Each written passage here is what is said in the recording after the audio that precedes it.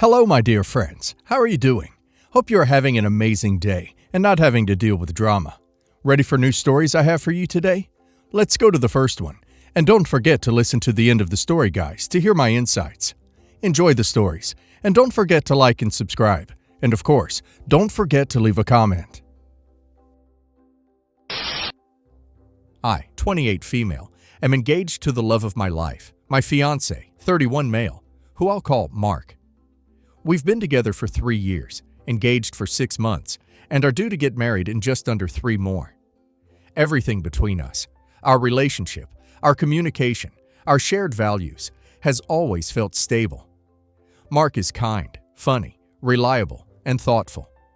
We are very much in love, but there's one part of this relationship that's been rocky from day one, and that's his sister. Let's call her Elle. Elle is 33. She's a few years older than Mark, and their relationship is intense.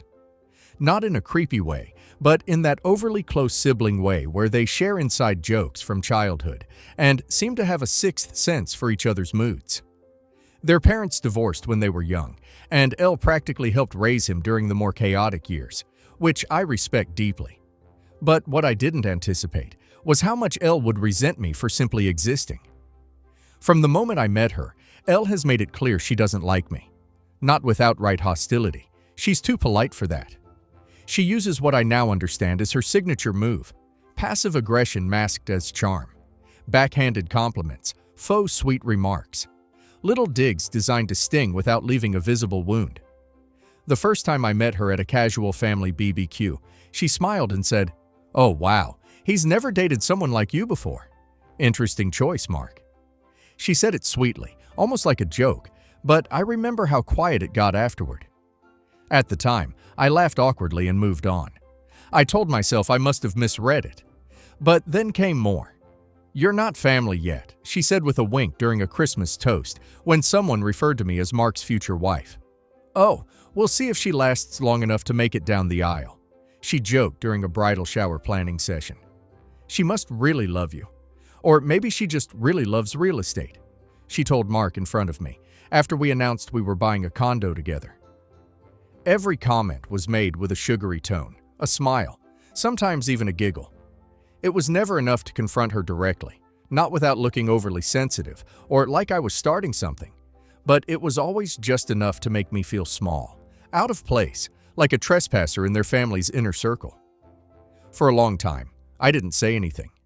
I kept the peace. I smiled. I excused myself from conversations. I told myself it wasn't worth rocking the boat. I assumed that once Elle saw how serious Mark and I were, she'd come around. She didn't. Over time, I've realized she sees me as a threat. I think in her mind, Mark is hers. The little brother she helped raise, her emotional anchor. And now he's marrying someone else, shifting his loyalty, building a new family.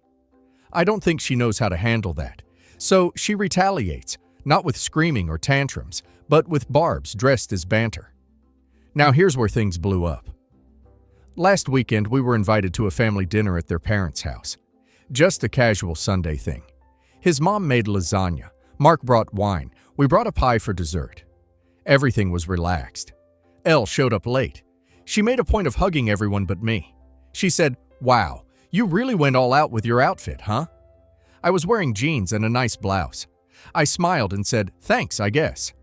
Then, halfway through dinner, as Mark's mom was talking about how exciting the wedding is and how nice the venue will be, Elle turned to me and said, "Well, it's good you're marrying into money. You'll finally get to live the lifestyle you always wanted." I froze. Let me clarify something. I earn my own income. I have a full-time job in marketing. I've supported myself since college, and I've never asked Mark for a dime. Yes, he earns more than I do. He's in tech. But I've always paid my share. The condo we bought? We split the down payment. Our wedding? My parents and I are paying for a third. This idea that I'm marrying up like some gold digger is not only insulting, it's completely untrue. I looked at her and calmly said, "I don't think that comment was appropriate." She blinked at me like she couldn't believe I'd spoken back. "What?" "I'm just saying, you should be grateful. Not everyone gets this kind of upgrade." I repeated, even more calmly, "It's not appropriate, and honestly, It's getting old." Then I stood up, went to the kitchen to help clear some plates, and didn't say anything else to her for the rest of the evening. Later that night, Mark and I were in the car driving home. He was quiet for a while, and then he said something that absolutely floored me. "I know she's out of line, but could you just apologize to keep the peace? She's sensitive." I stared at him. Apologize? Me?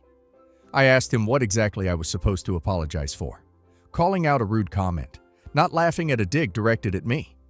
He said he just didn't want tension right now, with the wedding coming up, and that he was trying to keep things smooth. I told him I was stunned. That not only was I hurt by Elle's behavior, but I was also hurt by asking me to make myself small, yet again to make his sister feel comfortable. He didn't argue. He just said, "Can we please not make this into a thing?" That phrase, "not make this into a thing," echoed in my head all night. Because isn't that what this entire situation has been? A series of not things? Her snide remarks, not a thing. Her undermining me, not a thing. Her treating me like an outsider after 3 years together, not a thing. Me finally standing up for myself, suddenly that's a thing. It made me realize something ugly. That the only reason Elle has gotten away with this for so long is because everyone around her enables it. They excuse it. They tiptoe around her moods. She's sensitive. She doesn't mean it. She doesn't like change. So everyone adapts to her comfort level, even if it comes at the cost of someone else's dignity. I haven't spoken to Elle since that night. Mark and I have danced around the topic for days now. I've told him I won't apologize, that I've been nothing but respectful for years, and if his sister's sensitivity can't handle being told that she crossed a line, maybe she's not as delicate as everyone thinks. He says he understands, but is still clearly tense. He keeps saying he just wants everyone to get along. But I'm not sure that's possible if it means I have to keep biting my tongue and swallowing my pride while Elle throws little darts with a smile. Here's where I worry I might be the asshole. We're close to the wedding. Things are stressful. Family emotions are running high. Maybe I should have just ignored her like always. Maybe I should have waited until after the wedding to confront anything. Maybe I am making this into a thing. But I'm also tired. Tired of being made to feel like I'm the outsider, the gold digger, the intruder. Tired of having my love, my integrity, and my worth called into question under the guise of jokes. So, Reddit. Am I the a-hole for refusing to apologize to my future sister-in-law after calmly calling her out at dinner? Am I overreacting, or am I finally drawing a boundary too late? OP is not the a-hole. She has been swallowing her pride and putting up with Elle's passive-aggressive digs for 3 years. OP has done more than enough to keep the peace. There comes a point where being the bigger person just means giving the bully more room to operate. What OP's fiance is asking for isn't peace. It's silence, and at OP's expense. If she's sensitive, then maybe she should learn how to treat people with basic respect. She's not sensitive, she's manipulative. OP didn't start this drama. OP just finally stopped playing along with it. And now let's hear community's opinion. Girl, this is how it starts. Just keep the peace. She doesn't mean it. You're overreacting. You stay quiet for a wedding, then for Christmas, then for the baby shower, then forever. I married someone with a sister like that. I stayed quiet. I kept the peace. 10 years later, I'm divorced and still unpacking the damage. Set the boundary now. Either he stands by you, or you need to seriously reconsider how many more years of this you're willing to put up with. Absolutely not the a-hole. Elle is exactly the type of person who thrives on plausible deniability. She's never mean, she's just joking. She's never cruel, she's just blunt. But you standing up for yourself? That's the problem. Nope. You didn't yell, insult, or cause a scene. You calmly told her she was out of line. If anything, you handled it way better than most would. I would have snapped years ago. Mark needs to grow a spine before the wedding, or he's going to let her walk all over you forever. Not the a-hole, not even close. As a therapist who's seen countless in-law dynamics like this, I'll say this. Your fiancé is conflict avoidant, and his sister has learned to weaponize that. She creates tension, and everyone else is expected to absorb it so she doesn't have to take responsibility. That's not your burden to carry. You did exactly what emotionally healthy adults are supposed to do. Set a boundary. If he wants a peaceful marriage, he needs to support you, not sacrifice you to keep his sister comfortable. Hard, not the whole. Stay firm. Update. Well, I wish I had a better outcome to share, but things took a turn. After everything that happened, I tried to move on and focus on the wedding planning. But during a small family get-together last week, Elle made another dig, this time joking that I better enjoy the wedding while it lasts. That was it for me. I told her very calmly that I had enough. I'm done. I told her she's no longer invited to the wedding. Later that night, my fiance told me I needed to apologize and invite her again, for the sake of peace. I told him absolutely not. I wasn't going to reward her behavior by begging her to attend my wedding. His response? If she's not coming, then there's no wedding. So I looked at him and said, okay. And that was it. Just like that, I'm not getting married anymore. But now, a few days later, I'm sitting with all of it. And I'll be honest, I'm starting to question myself. Not because I think Elle was right, or because I think I should have stayed quiet, but because I'm wondering, did I go too far by uninviting her? Did I act too impulsively in the moment? Could I have handled it differently? I keep thinking about the future that's now completely up in the air, about the man I love, and how this might be the thing that ends us. And all because I finally stopped tolerating someone else's cruelty. So, yeah, I'm not okay, but I'm also not sure I regret standing up for myself. I just didn't expect it to cost me this much.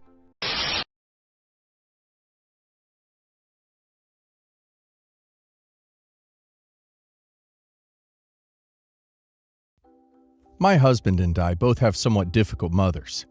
Honestly, my mother-in-law is a nightmare, and I don't see why anyone would want to be around her. But my husband was clear from the beginning that he would never lower contact with her, and we would let the kids make their own decisions. I have 2 kids, Jack and Daisy. Jack has always been attached to mother-in-law. I went into this thinking my kids would totally hate her, and my husband would see my point. But Jack was always drawn to her. Daisy, on the other hand, doesn't like mother-in-law. She finds her personality as grating as I do, and likes my mom. My parents are amazing and love kids, but for some reason, Jack never connected to them. He finds them too over-the-top and annoying. So around 6 or 7, we chose to respect the kids' autonomy and not make them visit the grandparent they didn't like. For what it's worth, my parents didn't know how to handle Jack and found him extremely difficult, and I don't think mother-in-law liked Daisy much. It worked out well for everyone, and since both of the kids got to be the favorite somewhere, there was no jealousy. They still saw the other grandparent at big family events, and Daisy never warmed to mother-in-law. She also said behind her back that she didn't like her, which I would not be surprised if Jack repeated. My family is middle class, but mother-in-law is very well off. I put a limit on what she could buy Jack to make it fair, but when he turned 18, I obviously couldn't control that anymore. She bought him a fancy car, paid for his school, and all of his expenses. We did have money saved, which we gave to him, but he could not afford the school he goes to. Jack doesn't have to work while he goes to school, and mother-in-law's husband said he will hook him up with a job when he graduates. Daisy, on the other hand, had to decide between a school we could afford or her dream school and loans. She chose the state school, and she does work part-time. She has become very resentful of her brother. She's been demanding my husband cut ties with his mother for the favoritism, to which he pointed out that she had a favorite grandparent. Daisy claims mother-in-law owes her the money because they are both her grandchildren, and she's been lashing out at Jack. She accused mother-in-law of being S the other day for only paying for the male grandchild. Mother-in-law replied that Daisy is S because she rolls her eyes when mother-in-law speaks. That isn't S, you are insufferable and no one likes you. I told Daisy that I'm not having this conversation again. She didn't want a relationship with her grandmother, and mother-in-law owes her nothing. I'm sick of how she is treating her brother, and she needs to stop counting mother-in-law's money.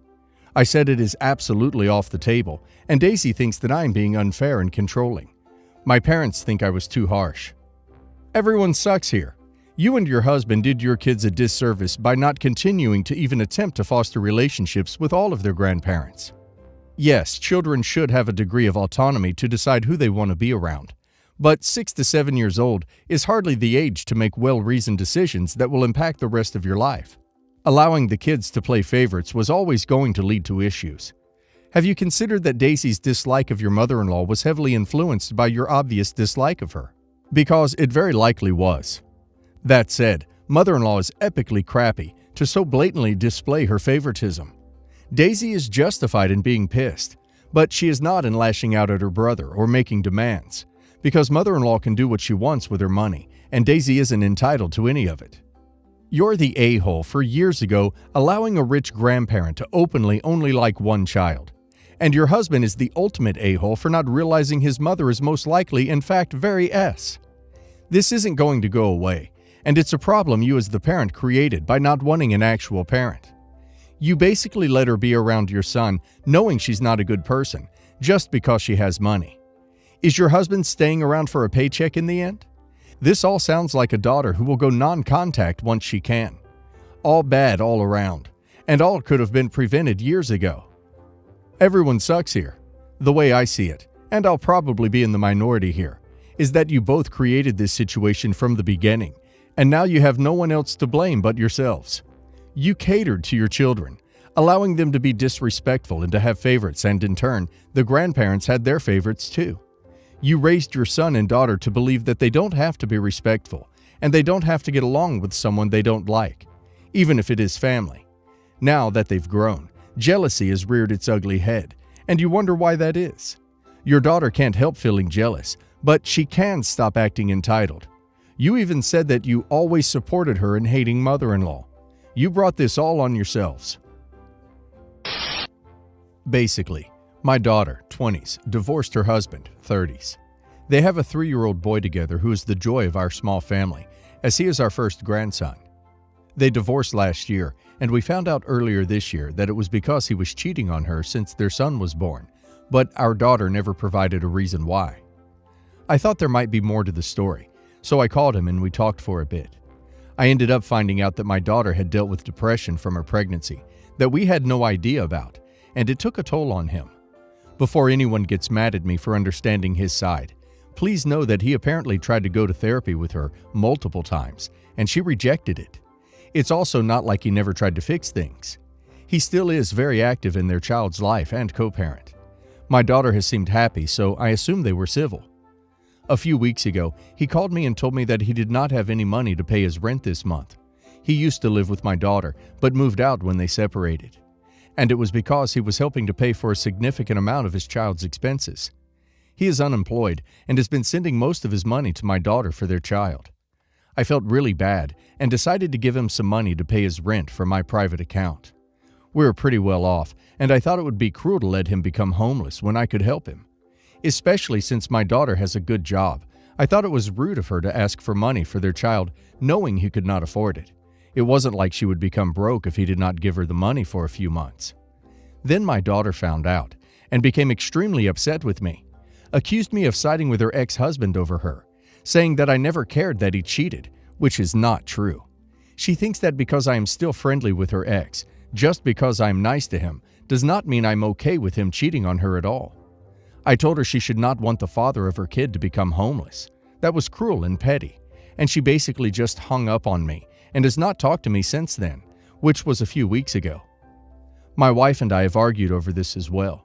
She completely agrees with my daughter and has called me ignorant. She thinks that I should have talked to my daughter before I gave him the money, and that I am basically approving of her ex-husband's lifestyle and choices, which is absolutely not true. My only reason for giving him money was because he is the father of our grandson. She also said he should be paying for half since he is half the reason he exists. I understand what she means, but the fact is, he cannot afford to pay for his son right now, and my daughter can. Asking money from him is like kicking a man while he is already down. I think I did the right thing, but it is pretty hard to reassure myself of that when everyone else is mad at me. So am I the a-hole here or not? You're the a-hole. Your daughter was suffering from PPD, and your ex-son-in-law decided it was a great time to go have an affair. Additionally, it doesn't matter if he is unemployed or living in a cardboard box. His financial responsibility to his child doesn't end. It's nice that you believe that your daughter deserved to be cheated on and should also have to pay for their child 100% on her own, while her husband uses the bank of ex-father-in-law and refuses to get a job. Have you given your daughter money? Asked her if she needs anything? Emotionally supported her at all? You're the a-hole. I thought it was rude of her to ask for money for their child, knowing he could not afford it. Wow. Interesting how you brush off his cheating and then say your daughter is rude for expecting child support from the father of her child. Cheating is never acceptable. Just divorce someone if they make you unhappy. I can't even weigh in on the rest at this point. You're the a-hole. He cheated. He is unemployed. Why do you chastise your daughter when he got himself into this situation? You're enabling bad behavior and alienating your own flesh and blood in the process. I wouldn't speak to you either. If he's that broke, why doesn't he get a job? I, 18 female, am heading off to college in a couple months at my dream school. I'm very excited about it, but there have been some difficulties. It is a very expensive school out of state, and I did not get any scholarships. I've lived with my mom and stepdad for the last 6 years after my parents divorced.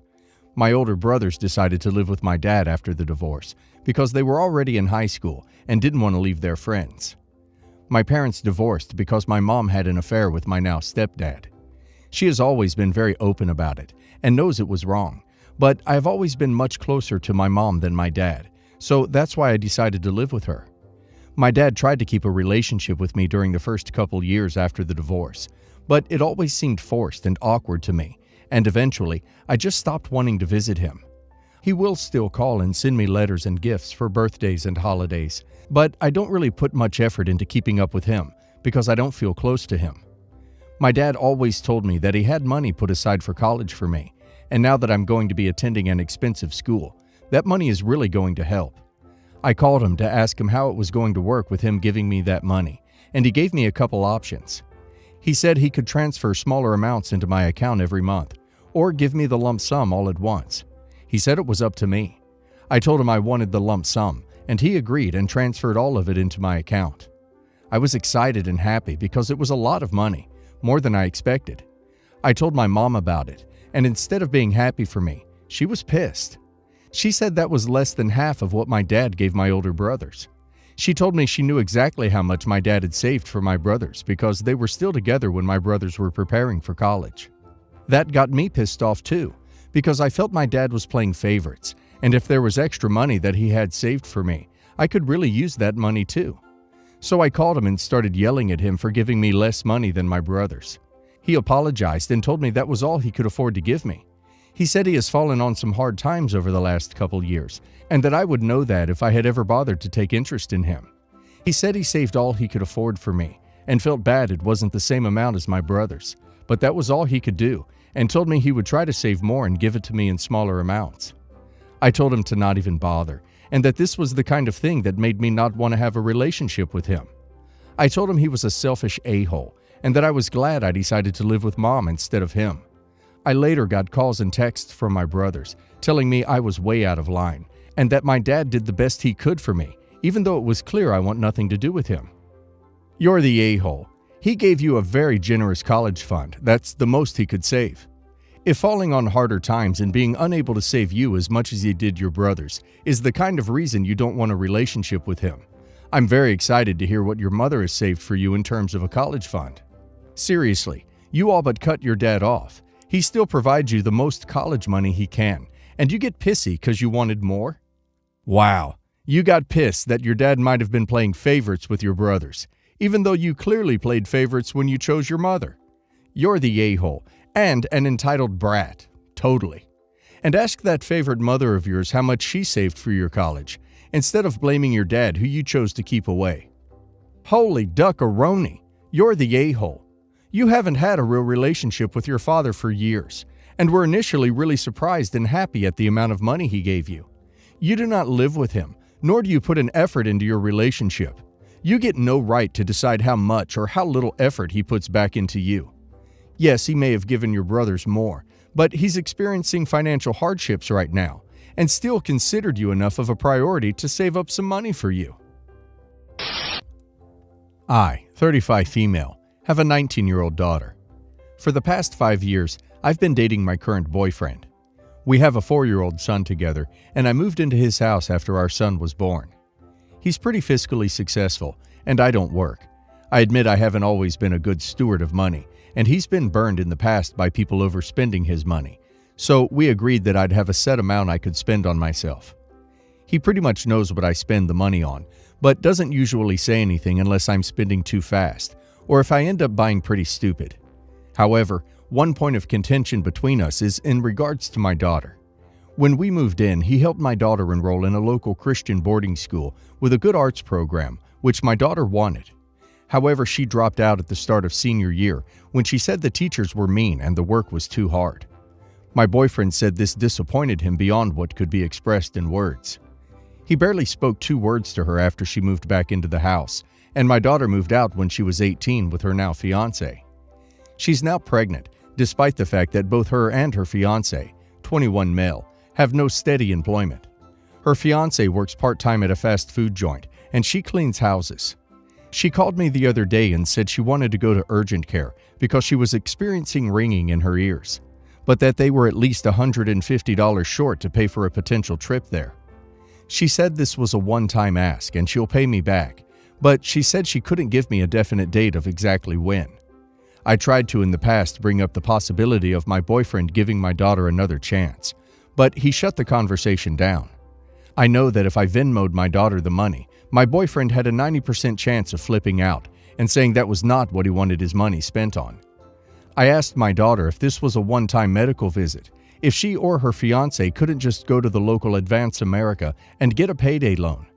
My daughter started complaining that the store seemed like a shady place and she didn't want the interest. I told her she had to accept interest because my boyfriend would agree that she was a risky borrower, and this was his money, so I couldn't antagonize him by using it in ways that would probably dismay him.